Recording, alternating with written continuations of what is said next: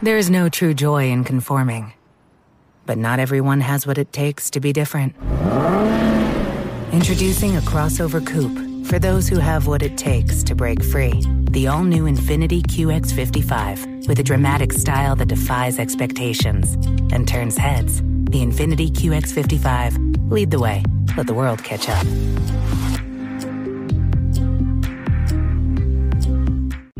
Coming up, they feel like they are right there at the finish line, but authorities have not taken those final steps to, indict, arrest, charge that person with the murder of Dee Warner. For Vault Studios, I'm Reed Redmond. You're listening to The Daily Crime.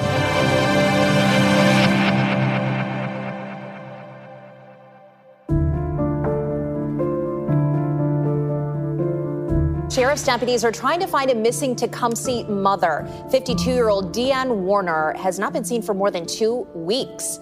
Dee Warner disappeared from a small town in Lenawee County, Michigan, shortly before Mother's Day in 2021. Obviously, as time goes on, we are more and more concerned about her safety as obviously Mother's Day passed and she was not around and didn't make contact with anybody. The mother of 5 has now been missing for over a year, but her case has never left the public eye, and her community continues to demand justice. Lenawee County Sheriff Troy Bevere says he hears the rally call for justice for Dee. He feels the time is right to hand the case over to the state so it can use its resources to lead the investigation into her disappearance. And with this announcement comes renewed hope from people who know and love Dee and those who have just heard her story.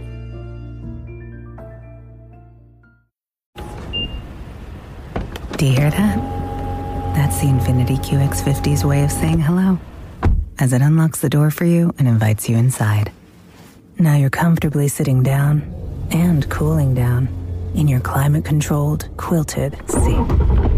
Surrounded by empowering technology, you can set your drive mode and the mood. When I popped off, then your girl gave me just a little bit of, baby, so cold. Chase Bachman joins us from local news station WTOL in Toledo, Ohio, where he's been covering the disappearance of Dee Warner, who's now been missing for over 15 months.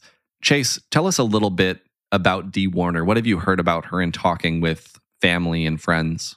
Well, Reed, thank you for having me on, first off. And secondly, what we understand about Dee Warner is that she was someone who was very involved in her community, in the Lenawee County Fair, at the 4-H, which is a young kids organization. She was very involved in her family and just someone who had a lot of friends, very well beloved by the community there in Michigan. And the part of Michigan that Dee Warner is from is not too far north of where your station is at in Toledo, Ohio. Tell us about that part of Michigan. Yeah, she's lived in a place called Franklin Township, which is near Tipton, Michigan. It's a very small, unincorporated community that's about an hour northwest of Toledo, about 45 minutes southwest of Ann Arbor. So a pretty rural area in Michigan. So it was in April of 2021 that Dee Warner was seen for the last time. Take us through the day she went missing. So what we understand from the Lenawee County Sheriff's Office is that Dee and her husband Dale Warner were talking April 25th, and later that night at some point, or early in the morning of April 25th, she went missing, and the Lenawee County Sheriff's Office to this point has not shared any details as to how they believe she went missing, and that's sort of the tricky part of this investigation is that there have been no signs as to what happened to Dee. She simply disappeared. So we don't have, from investigators, any insight into what was actually going on in the home that night, or if she left the home at some point that night. Any information like that? Police have not given any information as to what happened in the home that night. We've talked to family members, community members who have kind of given us little pieces as to what they believe happened in the home that night. We've talked with private investigator Billy Little, who has given us a picture of what he believes happened. But as far as police have said, they have not confirmed anything as far as what happened the night Dee went missing. Talk a little bit about what the investigation looked like after that night as weeks started to go by. without any sign of Dee Warner. Well, we understand that family and friends, community members were scanning the area. It's a lot of fields, a lot of agricultural space out there, just looking for any sort of sign of Dee or even remains of Dee, trying to find her body. And of course, through the spring and summer, there's really no luck, no clues, nothing that would seem to indicate that her body is around. You've been in contact with Dee Warner's family. From the start, they've been clear that they believe something happened. They've never entertained the suggestion that Dee might have left on her own. Talk about that a little bit. Yeah, so I think at some point in the fall of last year, Dee's brother, Greg Hardy, put up a reward of $50,000 in the hopes to find Dee's remains. And I think that at that point they were kind of willing to come to terms with the possibility that Dee was no longer alive. And I think they were just hoping to get some sort of closure in the form of finding her remains at the very least, and at the best hoping to get a warrant for somebody's arrest and conviction for her death. There were searches throughout the spring and summer of 2021, but no evidence turned up. Then in the fall of 2021, there was a search of the Warners' property that got a lot of attention. Locally now, the search resumed today for a missing southeastern Michigan woman. 52-year-old Dee Warner was last seen in April of this year. Federal agents and state police were back at her Lenawee County home looking for any kind of clues. The sheriff's office. Do we know what that search turned up, if anything? Well, I understand that at some point police searched the Warners' home and confiscated laptops, computers, cell phones to try to get some information. But again, the details are very sparse. We don't understand what they were looking for, what they were hoping to get, and if they uncovered anything that kind of got them closer to the location of Dee or her remains, or finding anyone they believe could be involved with her disappearance. So it's been a very frustrating case for us as reporters to cover, and it's certainly been frustrating for the community because they feel like they want more results in this investigation, and to this date, they haven't. Talking about that frustration in the community, this is not a case that ever seems to have left the public eye. My impression is that that's a result of Dee Warner's family, particularly her children, not letting this case slip under the radar. Talk about their efforts as we get into the winter of 2021. Yes, Dee's family has been very committed to keeping this case alive and trying to find closure for the family. Dee had 5 children who are all, ranging in age. 4 of them are adults. One is still a young child. And they all just want to find closure for their mother. They've been, like I said, keeping the case alive on social media. They've created a Justice for Dee Facebook page that has several thousand followers from all over the world, I'm told. They've created the $50,000 reward for information leading to Dee's remains or Dee safely. They've created a task force with local authorities to, dedicated to trying to find Dee. So they've been working very hard the last year and a half to try to locate Dee and just try to get some closure for this family, as I said. It's important that we keep her name out in the public. It keeps pressure on authorities to never let the case go cold. And we're confident we're never going to let the case go cold ourselves.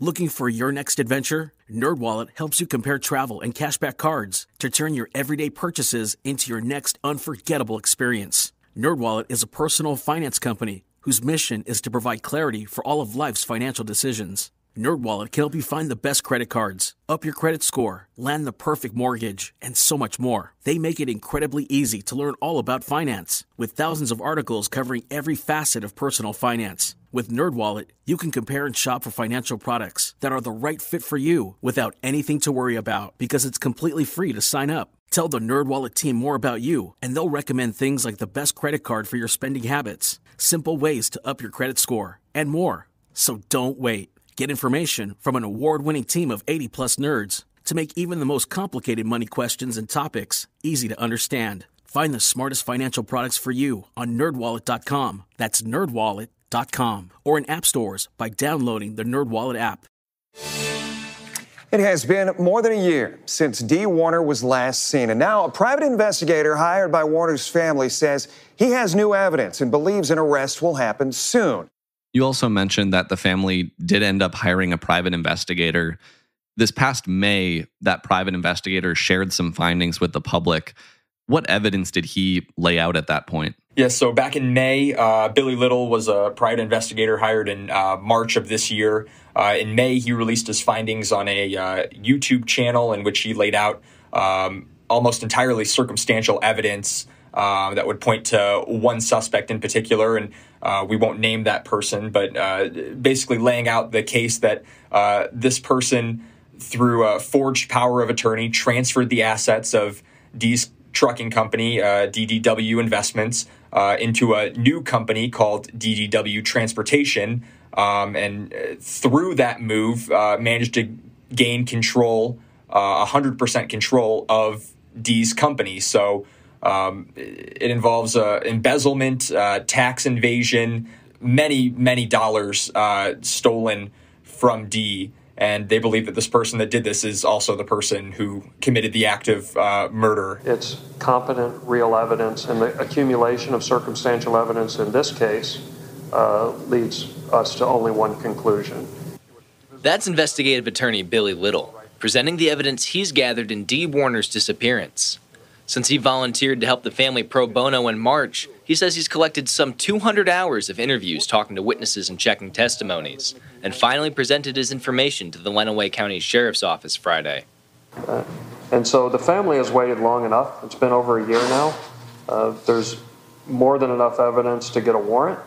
I believe, in addition to the stuff that I presented, there's more evidence. There's more than enough to get a conviction in this case. When Dee Warner went missing in April of 2021, it was just a couple weeks before Mother's Day. He spoke to her family just this past April, and they said at that point, their hope was to see this at a close before Mother's Day of 2022. Hopefully before Mother's Day, I would like to see this at a close so that we can get some closure and start the healing process. Now, that is yet to happen, but what does seeing this at a close mean for this family? Does that mean an arrest? Yes, I talked with the family on August 1st at a rally they were holding to maintain awareness for the case, and they spoke about that frustration they had with the case. They were hoping that there would be a charge leveled against the person they believe is responsible by Mother's Day. And in speaking with Billy Little, the private investigator, he has said it is very frustrating to lay out all of this evidence and feel like you have an open and shut case against someone and charges still have not been leveled. And they feel like they are right there at the finish line, but authorities have not taken those final steps to, indict, arrest, charge that person with the murder of Dee Warner. And again, as you laid out, it's not just family members pushing for answers. There's this whole group of supporters. There's a movement behind them. Yeah, there's a large Facebook following. I spoke with one of the administrators of the Facebook page. She said that they have followers in Europe, in Australia, I believe, all over the world who are fascinated by this case. And, they've seen, cases like this with people missing. And I think the thing that makes it so unique is the fact that there haven't been a suspect publicly named. There hasn't been an arrest. It just seems to have gone cold. But I think in that community's mind, there is a prime suspect who has not faced justice. Catherine Adams with the Justice for Dee group says she isn't sure when police might make an arrest. But even more than a year after Warner's disappearance, she isn't letting the momentum stop. That's definitely up to law enforcement. I feel like it's pretty cut and dry.